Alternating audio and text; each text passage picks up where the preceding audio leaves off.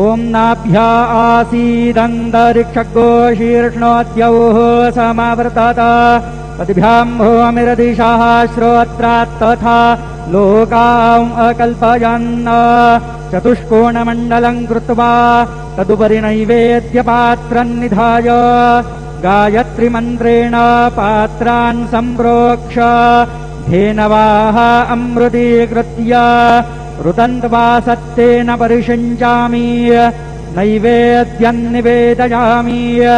ॐ प्राणाय स्वाहा ॐ अपानाय स्वाहा ॐ व्यानाय स्वाहा ॐ उदानाय स्वाहा ॐ समानाय स्वाहा ॐ ब्रह्मणे नमः।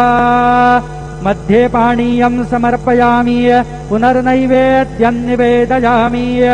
ॐ प्राणाय स्वाहा ॐ अपानाय स्वाहा ॐ व्यानाय स्वाहा ॐ उदानाय स्वाहा ॐ समानाय स्वाहा ॐ ब्रह्मणे नमः।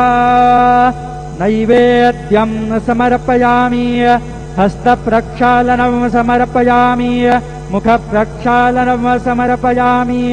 सद्गुरु साईनाथ देवताभ्यो नमः। चरणकमले प्रार्थनापूर्वक नमस्कारं करोमि। श्री सच्चिदानंद सद्गुरु साईनाथ महाराज के जय।